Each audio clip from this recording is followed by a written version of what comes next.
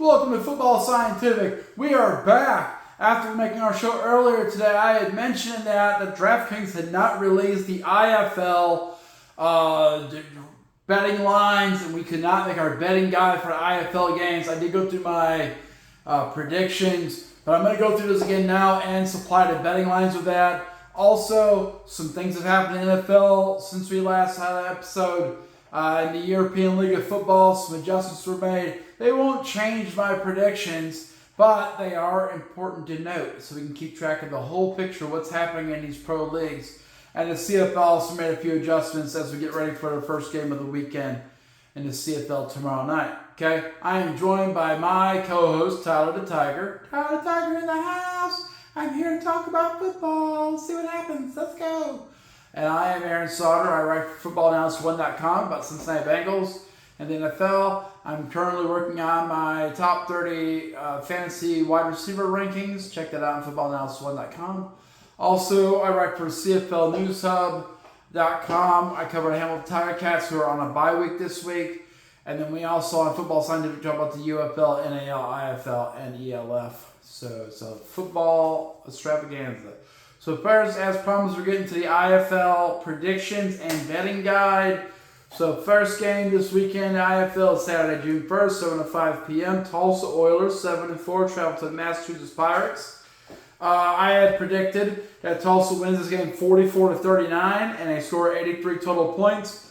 DraftKings agrees with me. They say Tulsa will be in a 2.5-point favorite. Massachusetts 2.5-point underdog, and the over-under will be 76 points. I think it's going to go over. I think it has to. Both teams need to win this game. Okay, Saturday, June 21st, 7 to 5 p.m. Eastern. These are all on IFL Network. Boom. Green Bay Blizzard, who are 8-3, number 2 in the East, travel to Fisher Straits, 2-9. I say Green Bay Blizzard are going to dominate this game. Maybe not completely. Fisher Straits tends to put up a fight, especially at home. I think it's going to go 54-37 Green Bay over Fisher Strait with 91 total points scored. DraftKings agrees. So they say Green Bay Blizzard are 13.5-point favorites. I would bet the money line on that. I would put the money line on Tulsa also. I would bet the money line on Tulsa and go over. And I would bet the money line on Green Bay Blizzard and go over. Okay. Boom. Saturday, June 21st, 7:05 p.m. Eastern. Quad City Steamwheelers, who are 9-2, first place in the Eastern Conference and first place in our power rank. No, they're second place. They're behind Bay Area. My bad.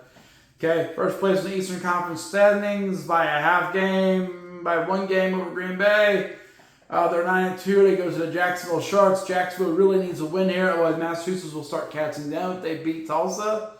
That could be bad news for Tulsa and Jacksonville if Massachusetts creeps up there, because one of those will not make the playoffs if Massachusetts gets in. I said earlier, I think Quad City and Daquan Neal's not lost the game with Quad City. I think he wins this game 44-43 over Jacksonville.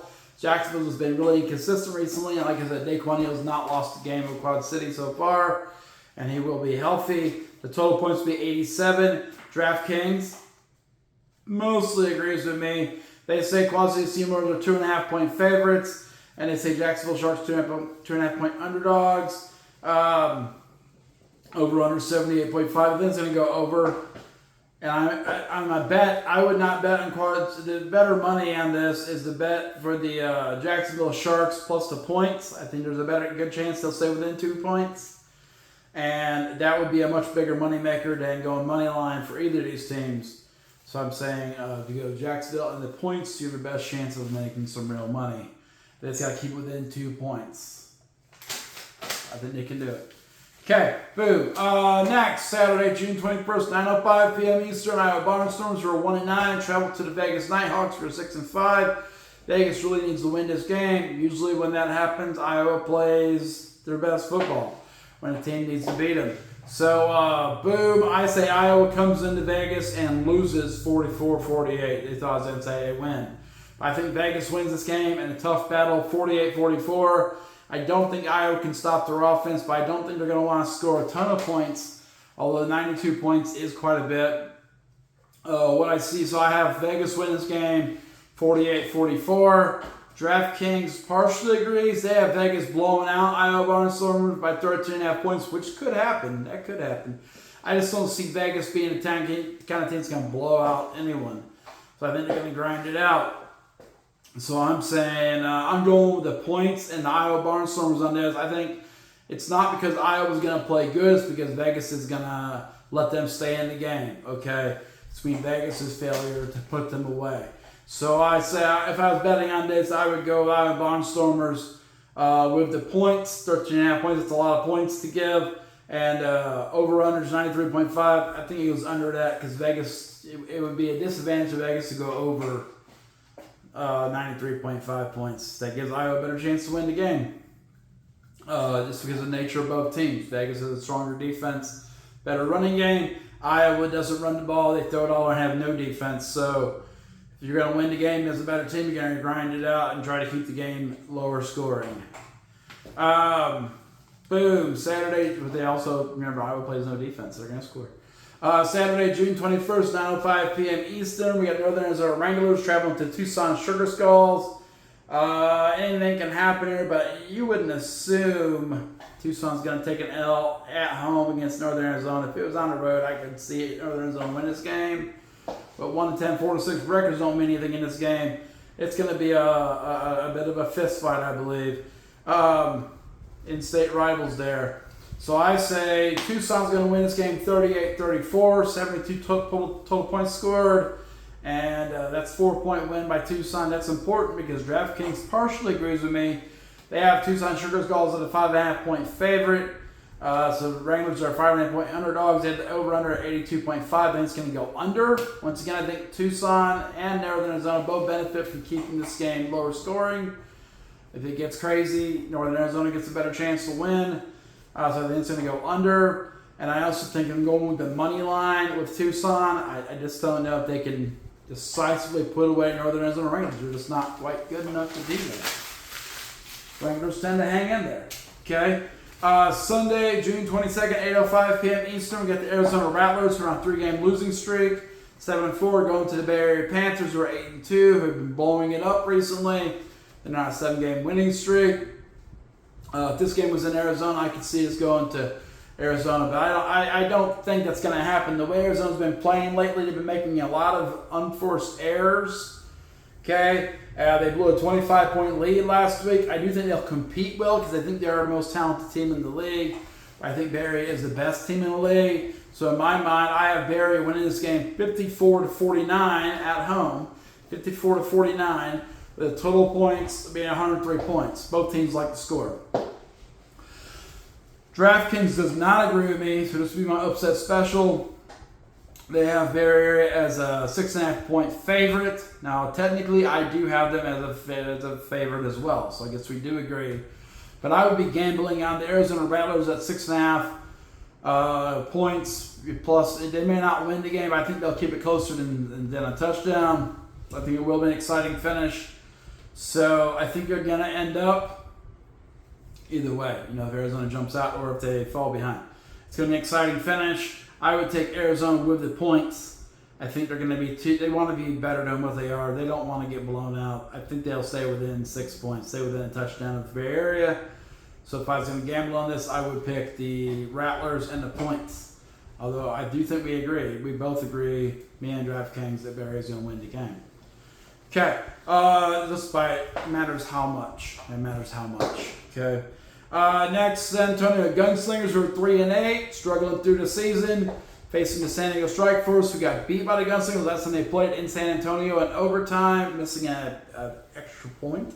Hurts to say that for a playoff team, but it happens. They have narrow goalposts in the IFL. This is another game where San Diego is probably got the better defense. They want to keep the game lower scoring. They want to keep San Antonio having to run the ball in neat time. If all that falls together, I got San Diego win this game 41-33 at home. What happened last time, though, was that they did not run the ball. They did turn the ball over a few times. They allowed the San Antonio Gunslingers to get into the game early. And once you let them get into the game, it's hard to get them put away. Okay? So that was a mistake of the San Diego Strike Force last time. I think they will have learned a lesson from that. They'll come out and try to control the pace of the game and not allow the gunslingers to take over the tempo of the game, because that would be disastrous again. Okay, especially for a playoff team, you got to be able to control the tempo to win in playoff games. I'm going with the gambling. I'm not going to gamble on this, but if you gamble, the gambling advice, we're just doing it for fun, would be San Diego Strike Force with the money line. I don't know if they can keep it, blowing up by 6.5 points or more.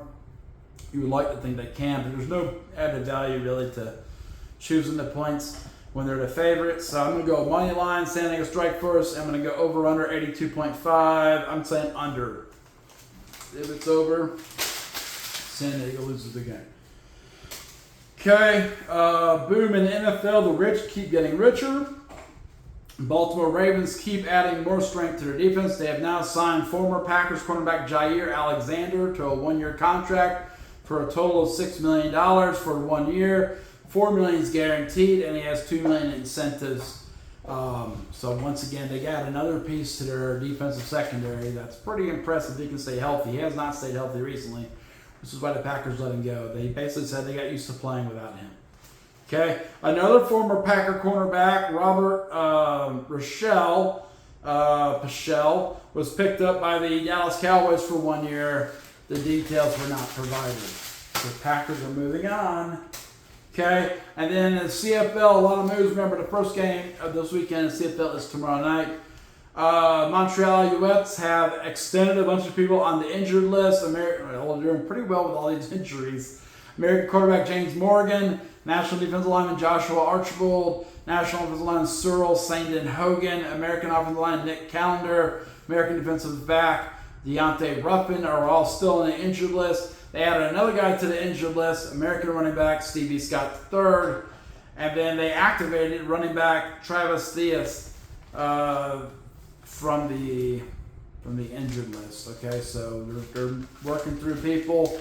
This is how you get into CFL to week 3. You start getting injuries. We'll see if they can go. They're ace in the hole scoring on defense. If they keep that going, they'll keep winning games. So I don't change because of my logic, I don't change my prediction. Calgary Stampeders signed American linebacker Maurice Blackwell Jr. They signed American offensive lineman William Barnes. They activated from the practice roster American defensive lineman Cedric Wilcox II, whose dad is on ESPN sometimes, Cedric Wilcox. They moved to the 6-game injured list. As we mentioned earlier today, American wide receiver Reggie Beggleton. I don't think it's going to hurt them. They've not been winning Vernon Adams Jr. throws so many interceptions when he's trying to win the game with his arm. He's a much better game manager, and they like to pound the rock. And they need to keep pounding the rock if they want to win this game. Keep doing what's working. Keep running the ball. Keep picking up first downs. Keep grinding out. Keep playing defense. And let Vernon Adams Jr., he's going to make a few mistakes every game, but make sure you keep it manageable for him. Okay? If you keep him out 2nd and 1, you got a better chance to win that game. Edmonton Elks. They have activated from the 6-8 injured list National Offensive Lineman Brett Boyko. Finally, in the ELF, some movements happened since this morning. Madrid Bravos, they placed running back Justice Seelig on injury reserve. He's going to be out until at least week 9. Okay, so that might hurt. Justice Seelig's a pretty good running back for the Madrid Bravos. They are trying to lean on Reed Sinnett and Aaron Cruikshank, but you're not going to win these ELF games with the passing game. You got to be able to run the ball.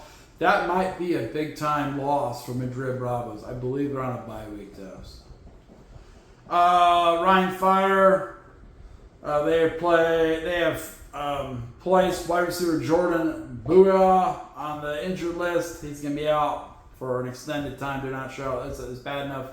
Ryan Fire's not sure how long he's going to be out. They can't afford injuries, really. Fairbar and Throners, they've released 2 American players. Wide receiver Rashad Still and defensive lineman Michael Baggio. The receiver really, they had 315 yards receiving so far, which is pretty good. But the defensive lineman is a much bigger deal. 17 tackles, 2 tackles for loss, 2.5 sacks. Why are they losing him? Because that team is getting crushed or 0-5, and those guys want to go back to America. They think they're tired of Hungary. I've never heard of Hungary being a great vacation spot. Ryan Fire at offensive coordinator Fred Armstrong, something like that. He is now the offensive coordinator, and he's going to be an assistant head coach. He has recently coached in Austria for the Danube Dragons, and he won a championship with them in 2023. In 2006, he coached for the New York Giants. 2015, coached for the New York Jets. So he should bring at least some knowledge to the game. I expected Ryan Fire to dip off here. I expect Ryan Fire to dip off in a big game this week. So we'll see. You can't lose all your coaches and your offensive staff and a couple of players and receivers and still keep it going. But we'll see. They have won back-to-back ELF championships, which means they might win again. Well, the Nordic Storm has their team, so it's hard to say. All right?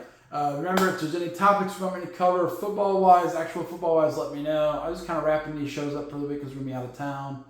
So I wasn't trying to start something that I can't finish. But next week, we can add some football stuff to the episodes and really get into it because practice will be over for a few weeks. And then it'll be time to really start thinking about things as we head into the season. So that's the deal there. Check out footballanalysis1.com. I have an article about the Bengals, and I have top 30 rankings for fantasy football for quarterbacks and running backs. I'm working on the receivers right now. Probably be done next week, early next week. Then check out CFL News Hub. You're going to see a lot of pregame articles about this week's CFL games. And then also, if you like the video, like it so you see more videos on the algorithm, and subscribe. You can encourage us to make more videos. I'm going to make more videos no matter what. So, I mean, that's the deal. But Tyler likes to have more subscribers. I like more subscribers. I like subscribers, and I cannot lie.